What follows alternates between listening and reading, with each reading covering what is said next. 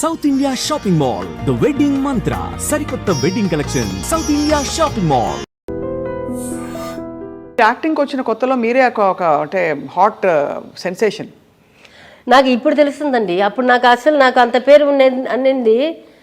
స్మిత గారు ఉన్నారు అప్పుడు. ఎప్పుడు? సిల్క్ స్మిత గారు. స్మిత ఓన్ మూవీ కూడా చేశాను కదా, ఓన్ ప్రొడక్షన్ 2 సినిమాలు చేశాను. స్మిత ఎలా ఉండేవారు? చాలా క్యూట్ అండి, చాలా క్యూట్, చాలా మంచి అమ్మాయి.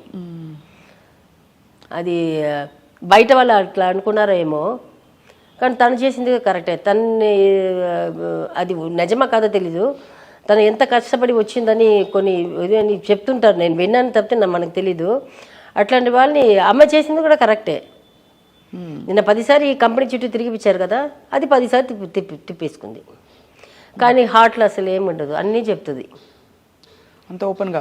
కానీ ఆవిడే సెన్సేషను. అదే తర్వాత అనురాధ వచ్చింది.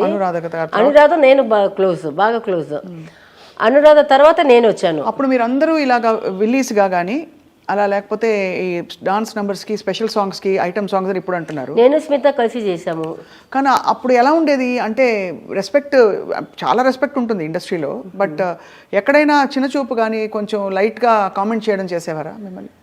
లేదు, అట్లాంటి లేదు. వెనక చేసుకున్నారు ఏమో తెలియదు. కానీ ఒక్కసారి మాత్రం ఒక్కతను మాత్రం ఏదో అరిశాడని చెప్పేసి కొట్టాను, బాగా కొట్టాను. నేను యాక్టింగ్లో ఉంటాను బిఫోర్ మ్యారేజ్. ఒకసారి మీరు కొట్టారా? వాడిని తీసుకొచ్చి రోడ్డు మీద నుంచి తీసుకుని వచ్చి, నేనంటే నడుచుకుని వస్తున్నాము. అంటే మా ఇంటికి ఒక 4-5 ఇల్లు తెలిపి మా ఇంటి వెనకున్న వాళ్ళు అట్లా షిఫ్ట్ అయిపోయారు. అత్త అని పిలుస్తాము. అత్త వాళ్ళ ఇంటికి నేను మా అక్క నడుచుకొని వెళ్ళాము. నైట్ టైం 7 o'clock 8 o'clock ఉంటుంది. వాళ్ళ ఇంటికి వెళ్ళి కొంచెంసేపు మాట్లాడుకొని నేను ఆర్టిస్ట్ అయిపోయాను. వస్తుంటే వాడు ఏదో బూతులు చెప్పేశాడు. అక్కడేమో కరెంట్ లేదు. దాటివి మా ఇంటికి మధ్యలో రోడ్ ఎడ్జ్లో ఉంటుంది కదా, అక్కడ లైట్ ఉంది. అప్పుడు పట్టుకున్నాను వాడిని. పట్టుకొని నేను బాగా కొట్టి, మా అక్క కూడా నాలాగే రౌడీయే. తను కూడా అప్పుడు పెళ్లి కాలేదు, పెళ్ళి అయింది, పెళ్ళి అయ్యి పిల్లలు ఉన్నారు. కొట్టి ఏం చెప్పారు? కొట్టి తీసుకుని వచ్చి మా ఇంటి, మా చిన్న ఇల్లే కానీ ఆ పిల్లర్స్ ఉంటుంది చుట్టూ, ఒక 7-8 పిల్లలు. ఆ పిల్లలను కట్టేశాను. కట్టేసి మళ్ళీ వాడు ఫోన్ నెంబర్, వాళ్ళ అమ్మ నాన్న ఫోన్ నెంబర్ తీసుకొని మళ్ళీ వాళ్ళ అమ్మ నాన్న వచ్చి సారీ చెప్పేసి వాడిని తీసుకెళ్ళారు. మీరైతే ఎప్పుడు ఫైర్ బ్రాండే. కాదు, నేను చిన్న దీనికన్నీ పట్టించుకోను. కానీ బూతులు వస్తే కోపం. అంటే బూతులు ఇట్ కమ్స్ ఫ్రమ్ డిస్రెస్పెక్ట్. అంటే మర్యాద లేకుండా ఉండడం అనేది చాలా బ్యాడ్. అది కొంత వాళ్ళకి, అందరూ అట్లా కాదు కదా. అందరు కాదు కదా. ఏదైనా ఒక్క వాళ్ళు ఆ ఏజ్లో ఉన్నవాళ్ళు, లేకపోతే కొంచెం చీప్గా థింకింగ్ ఉన్నవాళ్ళు, అట్లాంటి దగ్గర నుంచి కొన్ని ఇది వస్తుంది. స్మిత గారు ఎలా పోయారు శాంతి గారు అప్పుడు? స్మిత గారు వచ్చి అదే నాకు వినిపించింది ఫ్యామిలీ ఇదే. ఆయన హస్బెండ్ పెళ్లి చేసుకోమని చెప్తే చేసుకోలేదని, అది అది అది అట్లా ఒక్కొక్కరు ఒక్కొక్క రకం చేస్తారు. ఇంకొక ఇది చాలా అసహ్యంగా కూడా చెప్పారు.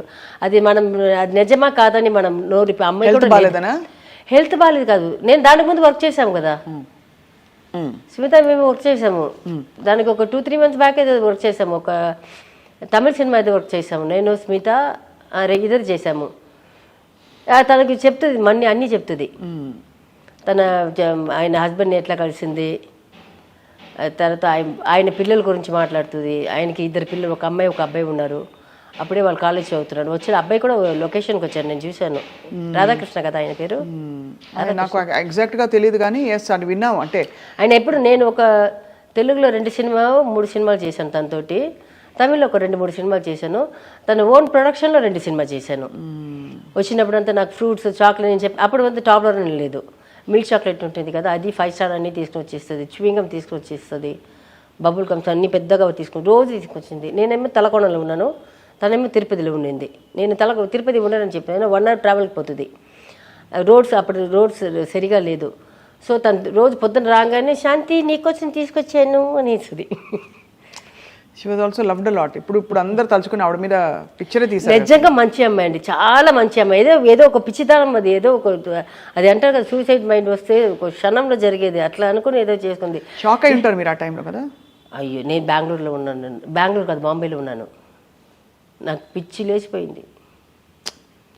అంటే ఏమవుతుందంటే ఒక సిస్టర్స్ లాగా అయిపోతారు కదా, అంటే ఇండస్ట్రీలో కొలీగ్స్. అది నాతోటి చాలా చాలా క్యూట్గా మాట్లాడుతుంది, అన్ని చెప్పింది, నాకు చెప్పింది అన్ని. నేను అప్పుడు కూడా చెప్పాను స్మితకు అంటాను, మీరెందుకు ఇంకా అద్దె ఇంట్లో ఉన్నారు, అప్పుడే లక్షలు కదా ఒక రోజుకి, నేను వచ్చే ముందే. ఎంత రోజుకి 1,00,000? అమ్మాయికి మేము 1,00,000 ఎప్పుడు చూసాము, వచ్చి ఒక 10 సంవత్సరం దాటి 1,00,000 చూసాము అప్పుడు ఉన్న దీనికి. పర్ డే ఇచ్చేవారు అప్పుడు? పర్ డే 1,00,000, 2,00,000, 3,00,000 అంట. ఆవిడ వచ్చి చెప్తుంటారే, ఆ డబ్బులు వచ్చి మంచం మీద వేసేసి బెడ్షీట్స్ దాని మీద పడుకుంటుందంట. నిజమే అయితే అదే నాకు చెప్పింది. నేను వేషాలు తిరిగినప్పుడు ఎప్పుడు ఇవ్వలేదు, ఇప్పుడు ఆ డబ్బులన్నీ ఇట్లా వేసేసి దాని మీద పడుకుంటాను శాంతి. అంతది.